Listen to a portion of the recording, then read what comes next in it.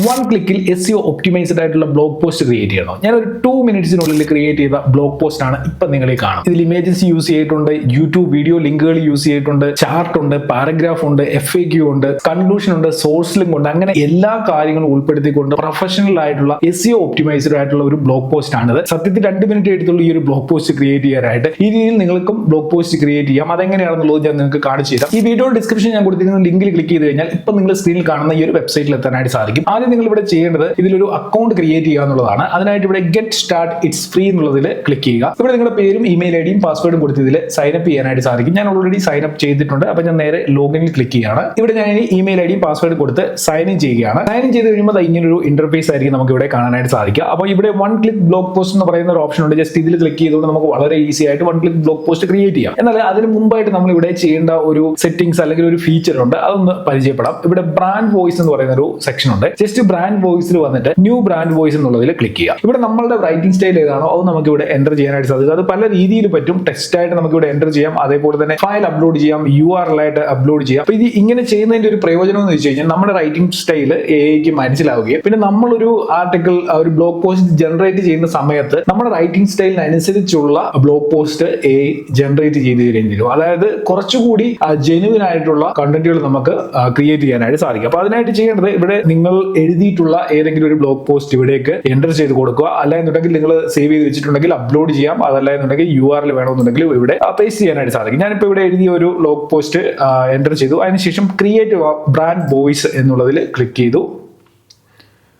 ഇപ്പൊ ഇങ്ങനെ ഒരു ഇന്റർഫേസ് ഓപ്പൺ ആയിട്ട് വന്നിട്ടുണ്ട്. ഇവിടെ നിങ്ങൾക്ക് ആഡ് എലമെന്റ് എന്നുള്ളത് ക്ലിക്ക് ചെയ്തുകൊണ്ട് നമുക്ക് ഇവിടെ എഡിറ്റ് ചെയ്യണമെന്നുണ്ടെങ്കിൽ എഡിറ്റിംഗ് ചെയ്യാനായിട്ട് സാധിക്കും. നിങ്ങളുടെ സ്റ്റൈലിൽ ഏത് രീതിയിൽ വേണമെന്നുണ്ടെങ്കിൽ ഇത് മാറ്റാനായിട്ട് സാധിക്കും. അതിനുശേഷം വേണ്ടാത്ത എന്തെങ്കിലും കാര്യങ്ങളുണ്ടെങ്കിൽ അത് ഇവിടെ നിന്ന് നമുക്ക് ഇതേപോലെ കട്ട് ചെയ്ത് കളയാനുള്ള ഓപ്ഷൻസ് നൽകിയിട്ടുണ്ട്.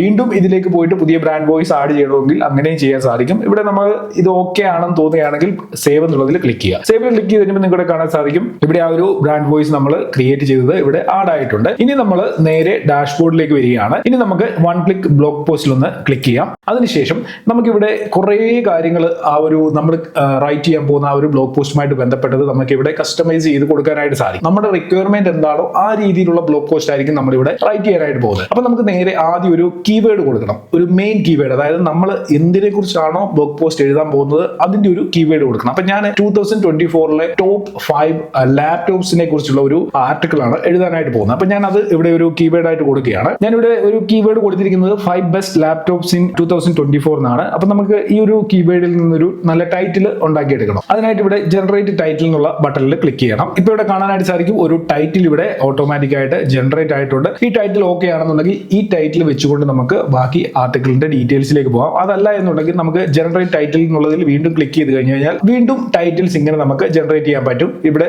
ടോപ്പ് റേറ്റഡ് കമ്പ്യൂട്ടർ ഗൈഡ് എന്ന് പറഞ്ഞ മറ്റൊരു ടൈറ്റിൽ വന്നു. ഇനി ഒന്നുകൂടെ ഞാൻ അതിലൊന്ന് ക്ലിക്ക് ചെയ്യാണ്. അൺലിമിറ്റഡ് ബയേഴ്സ് ഗൈഡ് എന്ന് പറഞ്ഞ് വീണ്ടും ടൈറ്റിൽ മാറി ഇങ്ങനെ വന്നുകൊണ്ടിരിക്കും. ടോപ്പ് മോഡൽ കമ്പയർഡ് എന്ന് പറഞ്ഞുള്ള അടുത്ത ടൈറ്റിൽ വന്നിട്ടുണ്ട്. അൺലിമിറ്റഡ് ബൈയിങ് ഗൈഡ്, അത് തന്നെ ഞാൻ അങ്ങ് സെലക്ട് ചെയ്യുകയാണ്. അപ്പൊ നമ്മുടെ ബ്ലോഗ് പോസ്റ്റിന്റെ ടൈറ്റിൽ ഓക്കെ ആയി. ഇനി നമ്മൾ താഴേക്ക് സ്ക്രോൾ ചെയ്ത് കോർ സെറ്റിംഗ്സ് എന്നുള്ള സെക്ഷനിൽ ലാംഗ്വേജ് സെലക്ട് ചെയ്യണം. ഞാൻ ഇവിടെ ഇംഗ്ലീഷ് ലാംഗ്വേജ് സെലക്ട് ചെയ്തു. അടുത്തത് നമ്മുടെ ബ്ലോഗ് പോസ്റ്റ് ഏത് ടൈപ്പ് ആണെന്നുള്ളത് സെലക്ട് ചെയ്ത് കൊടുക്കണം. ഫ്രണ്ട്ലി ആണോ, പ്രൊഫഷണൽ ആണോ, ഇൻഫർമേഷണൽ ആണോ, എങ്ങനെയാണെന്നുള്ളത് സെലക്ട് ചെയ്യാം. ഞാൻ ഇൻഫർമേഷണൽ എന്നുള്ളത് സെലക്ട് ചെയ്തു. അടുത്തത് പോയിന്റ് ഓഫ് വ്യൂ സെലക്ട് ചെയ്യണം. ഇതിൽ ഞാൻ സെക്കൻഡ് പേഴ്സൺ യുവേഴ്സ് എന്നുള്ളത് സെലക്ട് ചെയ്തു. അടുത്ത ടാർഗറ്റ് കൺട്രി ഏതാണെന്നുള്ളത് സെലക്ട് ചെയ്ത് കൊടുക്കാം. ഞാൻ ഇവിടെ യുണൈറ്റഡ് സ്റ്റേറ്റ് സെലക്ട് ചെയ്യുകയാണ്. പിന്നെ ആർട്ടിക്കിൾ സൈസ് എത്രയാണെന്നുള്ളത് സ്മോൾ ഉണ്ട്, മീഡിയം, ലാർജ്, അങ്ങനെ പല ഓപ്ഷൻസ് ഉണ്ട്. അപ്പൊ നമ്മൾ ഓരോ ഓപ്ഷൻസ് സെലക്ട് ചെയ്തതിനനുസരിച്ച് ഈ ആർട്ടിക്കിളിനുള്ളിൽ എത്ര വേർഡ്സ് ഉണ്ടായിരിക്കും, ഏത് ടൈപ്പ് ആയിരിക്കും ഈ ഒരു ആർട്ടിക്കിൾ വരിക എന്നുള്ളത് ഇവിടെ സൈഡിലായിട്ട് നമുക്ക് കാണാൻ സാധിക്കും. അപ്പൊ ഞാൻ ഇവിടെ ഒരു മീഡിയം സൈസ് ആണ് സെലക്ട് ചെയ്യുന്നത്. പിന്നെ AI മോഡൽ നമുക്ക് ഇവിടെ നിന്ന് സെലക്ട് ചെയ്യാനായിട്ട് സാധിക്കും. ഇവിടെ കുറെ AI മോഡൽസ് കൊടുത്തിട്ടുണ്ട്. ഞാൻ ഇവിടെ സെലക്ട് ചെയ്യാൻ പോകുന്നത് GPT-4o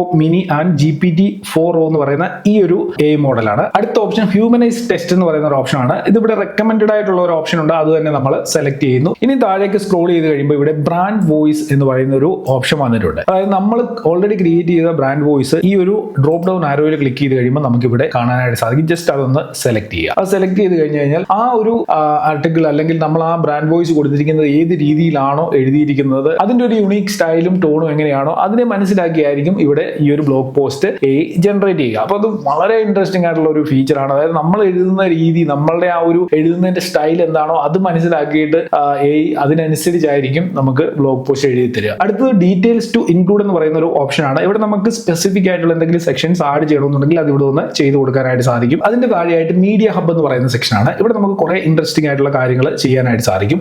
ഇമേജ് ബ്ലോഗ് പോസ്റ്റിൽ വേണോ വേണ്ടിയോ എന്നുള്ളത് ഇവിടെ ഒന്ന് സെലക്ട് ചെയ്യാം. അതിപ്പോൾ വേണമെന്നുണ്ടെങ്കിൽ എത്ര ഇമേജസ് വേണോ എന്നുള്ളത് സെലക്ട് ചെയ്യാം. ഞാൻ ഇവിടെ ഒരു 3 ഇമേജസ് സെലക്ട് ചെയ്തു. ഇമേജ് സ്റ്റൈൽ എങ്ങനത്തെ വേണോ എന്നുള്ളത് സെലക്ട് ചെയ്യാം. അതേപോലെ ഇമേജ് സൈസ് എത്രയാണെന്നുള്ളത് സെലക്ട് ചെയ്യാം. ഈ സെറ്റിംഗ്സ് ഒക്കെ തന്നെ അസിറ്റീസ് എങ്ങനെയാണോ അങ്ങനെ തന്നെ ഞാൻ വെക്കുകയാണ്, മാറ്റം വരുത്തില്ല. പിന്നെ യൂട്യൂബ് വീഡിയോ നമ്മുടെ ബ്ലോഗ് പോസ്റ്റിൽ വേണോ വേണ്ടിയോ എന്നുള്ളത് ഇവിടെ ഒന്ന് സെലക്ട് ചെയ്യാം. ഞാൻ എസ് കൊടുക്കുകയാണ്. അതിനോടൊപ്പം തന്നെ എത്ര യൂട്യൂബ് വീഡിയോ ലിങ്കുകൾ നമ്മുടെ ബ്ലോഗ് പോസ്റ്റിൽ വേണോ എന്നുള്ളത് ഇവിടെ ഒന്ന് സെലക്ട് ചെയ്യാം. ഞാനത് 1 സെലക്ട് ചെയ്തു. ലേ ഔട്ട് ഓപ്ഷനും അസിറ്റീസ് എങ്ങനെയാണോ അങ്ങനെ തന്നെ വെക്കുകയാണ്. ഇനി താഴേക്ക് വരുന്നുണ്ട് അടുത്തത് SEO എന്ന് പറയുന്ന സെക്ഷൻ ആണ്. ഇവിടെ നമുക്ക് കീവേഡ്സ് ക്രിയേറ്റ് ചെയ്യാൻ പറ്റും. അതായത് നമ്മുടെ ബ്ലോഗ് പോസ്റ്റിന് SEO ഒപ്റ്റിമൈസ്ഡ് ആയിട്ടുള്ള കീവേഡ്സ് നമുക്ക് ഇവിടെ ഒന്ന് ജനറേറ്റ് ചെയ്യാം. അതിനായിട്ട് കീവേഡ്സ് ജനറേഷൻ എന്ന് പറയുന്ന ഈ ഒരു ബട്ടണിൽ ജസ്റ്റ് ഒന്ന് ക്ലിക്ക് ചെയ്യുക. ഓട്ടോമാറ്റിക് ആയിട്ട് ഇവിടെ കീവേഡ്സ് ജനറേറ്റ് ആവും. അതായത് നമ്മൾ കൊടുത്തിരിക്കുന്ന ടൈറ്റിലിനനുസരിച്ചുള്ള കീവേഡ്സ് ആയിരിക്കും ഇവിടെ വരിക. അപ്പോൾ നമുക്ക് കുറേ കീവേഡ്സ് കൂടെ ആഡ് ചെയ്യണമെന്നുണ്ടെങ്കിൽ വീണ്ടും ഈ കീവേഡ്സ് ജനറേഷനിൽ ക്ലിക്ക് ചെയ്ത് കഴിഞ്ഞാൽ ഇതേപോലെ നമുക്ക് കീവേഡ്സ് വീണ്ടും ഇങ്ങനെ ജനറേറ്റ് ചെയ്യാൻ പറ്റും. അതിനോടൊപ്പം തന്നെ ഈ കീവേഡ്സ് നോക്കിയിട്ട് നിങ്ങൾക്ക് അത്ര സെറ്റ് ആകുന്നില്ല എന്ന് തോന്നുന്ന കീവേഡ്സ് ഇവിടെ ഒന്ന് ഡിലീറ്റ് ചെയ്ത് ക്രോസ് ചെയ്ത് കളയാനും സാധിക്കുന്നതാണ്. ഇതിന് താഴെയുള്ള സെക്ഷൻ സ്ട്രക്ചർ എന്ന് പറയുന്ന സെക്ഷൻ ആണ്. ഇവിടെ നമുക്ക്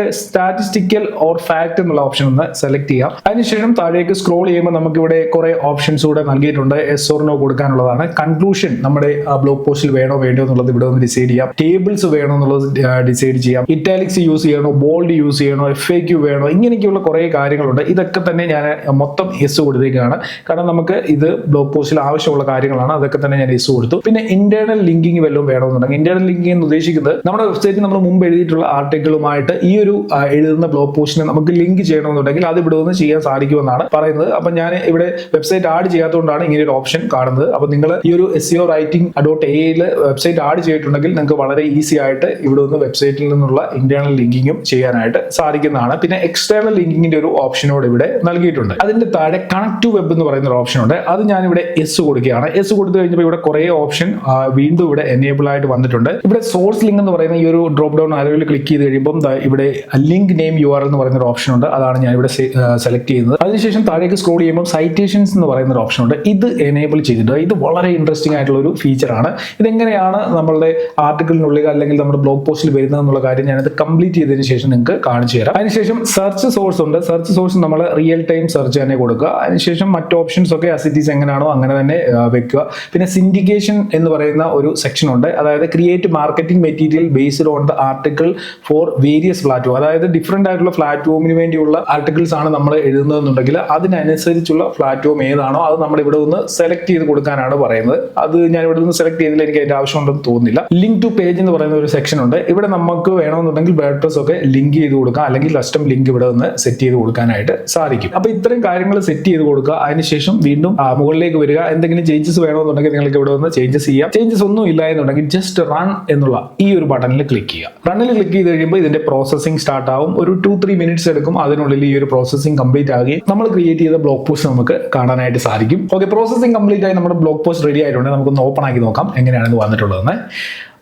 നമ്മുടെ ബ്ലോഗ് പോസ്റ്റ് ഈ ഒരു ലുക്കിലാണ് വന്നിട്ടുള്ളത്. ടൈറ്റിലൊക്കെ ബോൾഡ് ആയിട്ട് നല്ല സെറ്റ് ആയിട്ട് വന്നിട്ടുണ്ട്. പിന്നെ ഒരു ഇമേജ് വന്നിട്ടുണ്ട്. താഴേക്ക് സ്ക്രോൾ ചെയ്യുമ്പോൾ പല പാരഗ്രാഫുകളായിട്ട് ഹെഡിങ്ങുകളോടുകൂടി പോയിന്റ് ബൈ പോയിന്റ് ആയിട്ടാണ് ഇവിടെ ഓരോ കാര്യങ്ങൾ മെൻഷൻ ചെയ്തിരിക്കുന്നത്. അപ്പം ഓവർവ്യൂ ഓഫ് ടോപ്പ് പിക്സ് എന്നുള്ള ആ ഒരു സെക്ഷനിലേക്ക് വരുമ്പോൾ നമ്മൾ 5 ബെസ്റ്റ് ലാപ്ടോപ്സ് ആണ് 2024 ടൈറ്റിൽ കീവേഡ് കൊടുത്തത്. അതിനനുസരിച്ചുള്ള 5 ലാപ്ടോപ്പുകൾ ഇവിടെ പിക്ക് ചെയ്തിട്ടുണ്ട്. അതാണ് ഇവിടെ കാണിച്ചിരിക്കുന്നത്. താഴേക്ക് സ്ക്രോൾ ചെയ്യുമ്പോൾ ഒരു ചാർട്ട് വന്നിട്ടുണ്ട്. ചാർട്ടിൽ ഓരോ ലാപ്ടോപ്സിന്റെയും ഫീച്ചേഴ്സ്, സ്പെസിഫിക്കേഷൻസ് ഒക്കെ സെപ്പറേറ്റ് ആയിട്ട് ഇങ്ങനെ എഴുതിയിട്ടുണ്ട്. ഓവറോൾ റേറ്റിംഗ് എത്രയാണ്, ബാറ്ററി ലൈഫ് എത്രയാണ്, ടച്ച് പാഡ് റേറ്റിംഗ്, അങ്ങനെ എല്ലാ കാര്യങ്ങളും മൈന്യൂട്ട് ആയിട്ടുള്ള കാര്യങ്ങൾ വരെ ഇതിൽ മെൻഷൻ ചെയ്തിട്ടുണ്ട്. അതേപോലെ തന്നെ ഒരു യൂട്യൂബ് വീഡിയോ നമ്മുടെ ബ്ലോഗ് പോസ്റ്റിലേക്ക് ആഡ് ചെയ്യണമെന്ന് നമ്മൾ കൊടുത്തിരുന്നു, അതും ഇവിടെ വന്നിട്ടുണ്ട്. വീണ്ടും താഴേക്ക് ഇങ്ങനെ സ്ക്രോൾ ചെയ്യുമ്പോൾ കുറെ ഡീറ്റെയിൽസ് ആണ് ആ ഒരു പ്രൊഡക്റ്റുകളുമായിട്ട് ബന്ധപ്പെട്ട് വന്നിട്ടുള്ളത്. സെക്കൻഡ് ഇമേജ് വന്നിട്ടുണ്ട്. നമ്മൾ 3 ഇമേജസ് ക്രിയേറ്റ് ചെയ്യാനാണ് കൊടുത്തത്. അതിൽ സെക്കൻഡ് ഇമേജ് ആണിത്. അതേപോലെ അടുത്ത ചാർട്ടിൽ മോഡല്, അതിന്റെ റേറ്റിംഗ്, കീ ഫീച്ചേഴ്സ്, ഇങ്ങനെയൊക്കെയുള്ള കാര്യങ്ങൾ കൊടുത്തിട്ടുണ്ട്. അടുത്ത ഇമേജ് നോക്കി നല്ല സെറ്റ് ആയിട്ടുള്ള ജനറേറ്റഡ് ആയിട്ടുള്ള ഇമേജ് തന്നെയാണ്. അപ്പോൾ നമുക്ക് ഏത് ടൈപ്പ് ഇമേജസും ഇതിൽ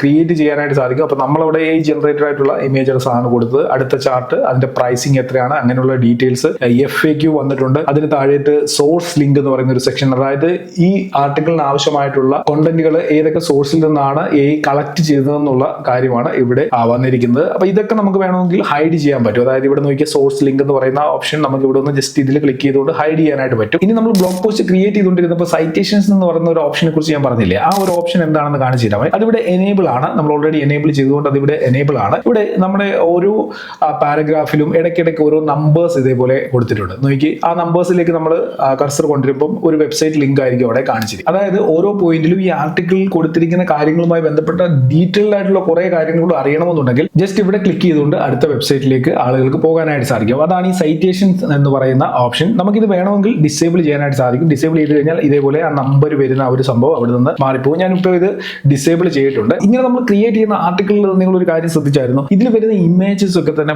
ഭയങ്കര റിയലിസ്റ്റിക് ആയിട്ടുള്ള ക്രിസ്പ് ആൻഡ് ക്ലിയർ ആയിട്ടുള്ള ഇമേജസ് ആണ്. അതായത് ഈ ഇമേജസ് ഒക്കെ ശ്രദ്ധിച്ചു കഴിഞ്ഞാൽ തന്നെ മനസ്സിലാവും ഇതൊക്കെ ഒറിജിനൽ ആണെന്ന് നമുക്ക് തോന്നും. ആ രീതിയിലുള്ള ഇമേജ് ക്വാളിറ്റിയാണ് നമുക്കിവിടെ ലഭിക്കുക. ഇവിടെ ഞാൻ ഒരു വീഡിയോയെ ആഡ് ചെയ്തുള്ളൂ. മൾട്ടിപ്പിൾ വീഡിയോസ് വേണമെന്നുണ്ടെങ്കിൽ നിങ്ങൾക്ക് ആർട്ടിക്കിളിൽ ആഡ് ചെയ്യാനായിട്ട് സാധിക്കും. നോക്കി ഈ ഒരു ഇമേജ് നോക്കി, ഇത് കണ്ടു കഴിഞ്ഞാൽ ഒറിജിനൽ ആണെന്നേ പറയത്തുള്ളൂ. അത്രയ്ക്കും പെർഫെക്റ്റ് ആയിട്ടുള്ള ഇമേജുകളാണ് ഇവിടെ ജനറേറ്റ് ചെയ്യുന്നത്. നോക്കി ഏത് ഇമേജ് നോക്കി എന്ന് പറഞ്ഞാലും ഒരു പെർഫെക്ഷനും ഒരു റിയലിസ്റ്റിക് ആയിട്ടുള്ള ഫീലും നമുക്ക് ഇവിടെ ലഭിക്കുന്നുണ്ട്. ഇനി ഞാൻ മുമ്പ് ക്രിയേറ്റ് ചെയ്ത ഒരു ബ്ലോഗ് പോസ്റ്റ് കാണിച്ചു തരാമേ. How to maintain a healthy lifestyle your ultimate guide എന്ന് പറഞ്ഞൊരു ബ്ലോഗ് പോസ്റ്റ് ഞാൻ എഴുതിയാണ്. ഇത് നോക്കി, ഇതിന്റെ അതിലെ ഇമേജസ് ഒക്കെ നോക്കി, എന്തോ ഒറിജിനാലിറ്റി ആണെന്ന് നോക്കി. ആ രീതിയിലാണ് ഇമേജസ് വന്നിരിക്കുന്നത്. ഞാൻ ഇതിൽ കുറെ മൾട്ടിപ്പിൾ വീഡിയോസ് ഒക്കെ ആഡ് ചെയ്ത് മൾട്ടിപ്പിൾ ഇമേജസ് ഒക്കെ ആഡ് ചെയ്തുകൊണ്ടാണ് ഇത് ക്രിയേറ്റ് ചെയ്തത്. അപ്പൊ ഇവിടെ ഇൻട്രസ്റ്റിംഗ് ആയിട്ടുള്ള ഒരു ഫീച്ചർ ഞാൻ മനസ്സിലാക്കി എന്താണെന്ന് അറിയോ, നമുക്ക് ഒരു ഇമേജ് ഇതിൽ വന്നത് ഇഷ്ടപ്പെട്ടില്ല എന്നുണ്ടെങ്കിൽ അതിനെ നമുക്ക് വീണ്ടും റീജനറേറ്റ് ചെയ്യാനായിട്ട് പറ്റും. അതൊരു കിടിലൻ ഫീച്ചറായിട്ടാണ് എനിക്ക് തോന്നിയത്. ഇപ്പൊ ഞാൻ ഇവിടെ ഒരു ഇമേജ് റീജനറേറ്റ് ചെയ്യാണ്. ഇവിടെ ഒരു ജനറേറ്റ് ചെയ്യാനുള്ള ഒരു ബട്ടൺ ഉണ്ട് ആ ഇമേജിൽ. അതിൽ ക്ലിക്ക് ചെയ്ത് കഴിഞ്ഞാൽ ആ ഇമേജ് കുറെ ടൈം എടുക്കും അതൊന്ന് ലോഡ് ആയിട്ട് വരാണ്. ഇപ്പൊ ഒരു പുതിയ ഇമേജ് ഇവിടെ വരും, നമുക്കൊന്ന് വെയിറ്റ് ചെയ്ത് കാണാം. നോക്കി ആ ഒരു ഇമേജ് മാറി ഇപ്പോൾ ഇവിടെ പുതിയൊരു ഇമേജ് വന്നിട്ടുണ്ട്. ഒരു 20 സെക്കൻഡ്സിനുള്ളിൽ ഈ പരിപാടി കഴിഞ്ഞു. അപ്പൊ ഇതുപോലെ നമുക്ക് ഏത് ഇമേജസും ചേഞ്ച് ചെയ്യാനായിട്ട് സാധിക്കും. ഇത് യൂട്യൂബ് ലിങ്ക് വന്നിരിക്കുന്നതാണ് നമ്മൾ കൊടുത്തിരിക്കുന്ന ആ ഒരു വിഷയമായിട്ട് ബന്ധപ്പെട്ട്. ഈ ഒരു ഇമേജ് എനിക്ക് ഇഷ്ടപ്പെട്ടില്ല, ജസ്റ്റ് ഞാൻ ഈ ഒരു ബട്ടണിൽ ക്ലിക്ക് ചെയ്യാണ്. ഇതാ ഇപ്പോൾ ഇവിടെ ഒരു പുതിയ ഇമേജ് ജനറേറ്റ് ആയിട്ട് വന്നിട്ടുണ്ട്. അപ്പൊ ഇങ്ങനെ നമുക്ക് ഇമേജസ് ഇഷ്ടമില്ലാത്തതുണ്ടെങ്കിൽ അത് ചേഞ്ച് ചെയ്തുകൊണ്ട് ഏറ്റവും ഹൈ ക്വാളിറ്റിയിൽ തന്നെയാണ് ഇമേജുകളെല്ലാം ജനറേറ്റ് ആകുന്നത്. നോക്കി ഈ ഇമേജ് ഒക്കെ നോക്കി എന്ത് പെർഫെക്റ്റ് ആയിട്ടാണ് വന്നിരിക്കുന്നത്. ഒറിജിനൽ അല്ല എന്ന് ആരും പറയത്തില്ല. ആ രീതിയിലുള്ള ഇമേജസ് ആണ് ഇതിൽ ജനറേറ്റ് ആയി വരുന്നത്. അപ്പൊ എന്തായാലും ഇത്രയും വലിയൊരു ബ്ലോഗ് പോസ്റ്റ് ആണ്. ഞാനൊരു മീഡിയം ആണ് ഇട്ടത്, എന്നാലും ഇതിൽ കുറെ ലിങ്കുകളൊക്കെ ഞാൻ ആഡ് ചെയ്തുകൊണ്ട്, അതായത് യൂട്യൂബ് ലിങ്കുകളൊക്കെ ഏകദേശം 4ഓളം യൂട്യൂബ് വീഡിയോകൾ ഇതിൽ ആഡ് ചെയ്തിരുന്നു. അതുകൊണ്ടാണ് ഇത്രയും വലിയ ഒരു സെക്ഷൻ ആയിട്ട് വന്നിരിക്കുന്നത്. കൂടി പോയി കഴിഞ്ഞു കഴിഞ്ഞാൽ കീവേഡ് കൊടുക്കുന്നത് തൊട്ട് ടൈറ്റിൽ ക്രിയേറ്റ് ചെയ്യുന്നത് തൊട്ട് മറ്റ് എല്ലാ ഓപ്ഷൻസും ആഡ് ചെയ്തുകൊണ്ട് ഒരു 5 മിനിറ്റ്സിനുള്ളിൽ നമുക്കല്ല അടിപൊളിയായിട്ട് കിട്ടലിനായിട്ടുള്ള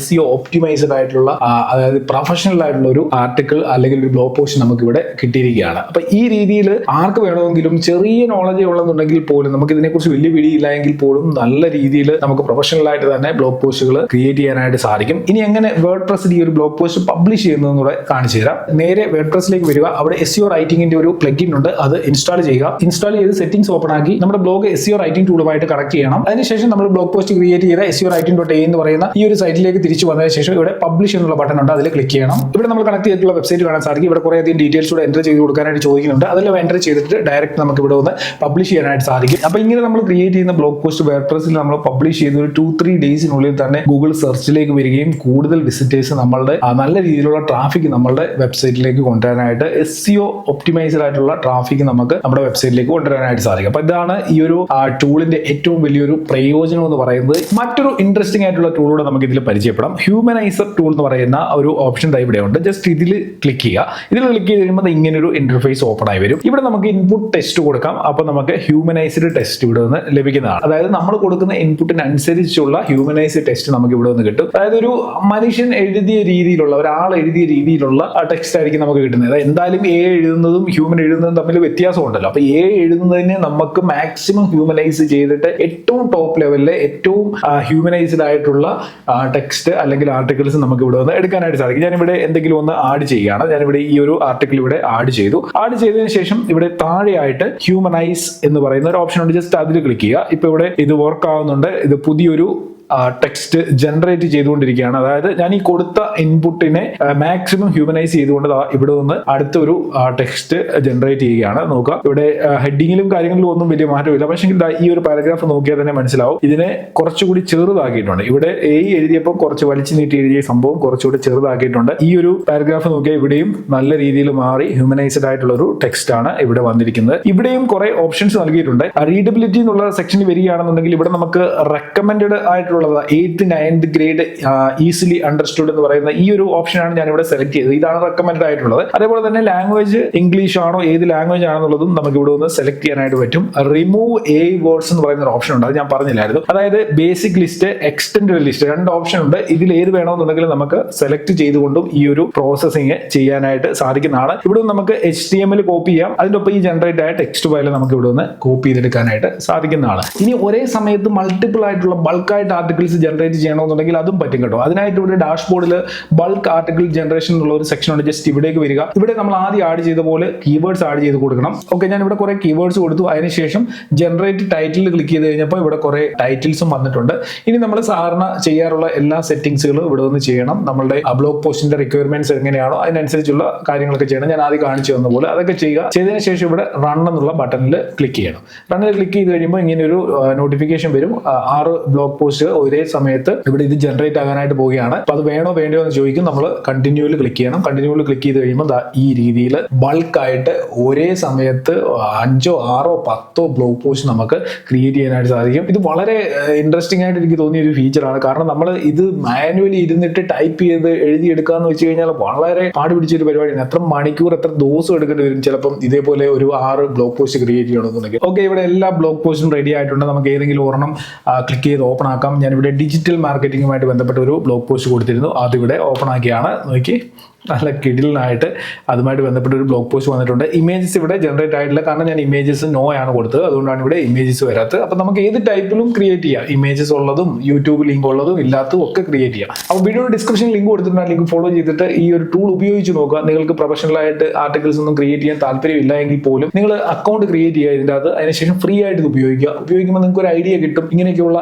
ടൂളുകൾ ഉണ്ടെന്നും അതിലൂടെ ഇങ്ങനെയൊക്കെയുള്ള കാര്യങ്ങൾ നമുക്ക് ചെയ്യാൻ പറ്റുമെന്നുള്ള കാര്യം മനസ്സിലാക്കാൻ പറ്റുമല്ലോ. വളരെ സിമ്പിൾ ആയിട്ടാണ് ഈ കാര്യങ്ങൾ നമുക്ക് ഇതിൽ ചെയ്യാനായിട്ട് പറ്റുന്നത്. അപ്പൊ നിങ്ങൾ എല്ലാവരും ഒന്ന് ഉപയോഗിച്ച് നോക്കുക. ഇതിന്റെ ഒരു പ്രൈസിങ് കാര്യങ്ങളൊക്കെ ഞാൻ ഇവിടെ സ്ക്രീനിൽ കാണിക്കുന്നുണ്ട്. എന്റെ ഇത് കറന്റ് പ്ലാൻ എന്ന് പറയുന്നത് ഫ്രീ ആയിട്ടുള്ളതാണ്. ഫ്രീ പ്ലാൻ ആണ് യൂസ് ചെയ്യുന്നത്. അപ്പൊ അതിന് കുറെ ലിമിറ്റേഷൻസ് ഉണ്ട്. ആ ലിമിറ്റേഷൻസ് വെച്ചുകൊണ്ടാണ് ഞാനിപ്പോൾ ഈ ഒരു ആർട്ടിക്കിൾസ് ഒക്കെ ജനറേറ്റ് ചെയ്തത്. എന്നാൽ നിങ്ങൾക്ക് പെയ്ഡ് ആയിട്ടുള്ള പ്ലാനുകളിലേക്ക് പോവുകയാണെന്നുണ്ടെങ്കിൽ കുറേ അധികം ബെനിഫിറ്റ്സ് ഉണ്ട്. കുറേ അധികം എക്സ്ട്രാ ഫീച്ചേഴ്സ് ഒക്കെ നമുക്ക് ഇതിൽ ലഭിക്കുന്നതാണ്. അപ്പൊ എന്തായാലും നിങ്ങൾ പ്രൊഫഷണൽ ആയിട്ട് ഇത് ചെയ്യുന്നുണ്ടെങ്കിൽ നിങ്ങൾക്ക് പെയ്ഡ് പ്ലാനുകളിലേക്ക് പോകാം. അതല്ല ജസ്റ്റ് ഇതൊന്ന് മനസ്സിലാക്കണം, ഇതെങ്ങനെയാണ് ഉപയോഗിക്കുന്നത്, എന്താണ് ഇതുകൊണ്ടൊക്കെയുള്ള പരിപാടി എന്നൊക്കെയുള്ള കാര്യങ്ങൾ മനസ്സിലാക്കണമെന്നുണ്ടെങ്കിൽ അത് നിങ്ങൾക്ക് ഫ്രീ ആയിട്ട് ചെയ്ത് നോക്കാനായിട്ട് സാധിക്കുന്നതാണ്. അപ്പോൾ എന്തായാലും ഇന്നത്തെ വീഡിയോ ഇവിടെ നിർത്തുകയാണ്. വീഡിയോ യൂസ്ഫുൾ ആയിട്ടുള്ളവർ ലൈക്ക് ചെയ്യുക, കമന്റ് ചെയ്യുക, വീഡിയോ സുഹൃത്തുക്കൾക്ക് വേണ്ടി ഷെയറോട് ചെയ്ത് കൊടുക്കുക. ചാനൽ സബ്സ്ക്രൈബ് ചെയ്തില്ല എന്നുണ്ടെങ്കിൽ മറക്കാതെ സബ്സ്ക്രൈബ് ചെയ്ത് ബെൽ ഐക്കണിലും അമർത്തിയേക്കുക. അപ്പോൾ ഇതിലും നല്ലൊരു റൂമായി നമുക്ക് അടുത്ത വീഡിയോയിൽ കാണാം.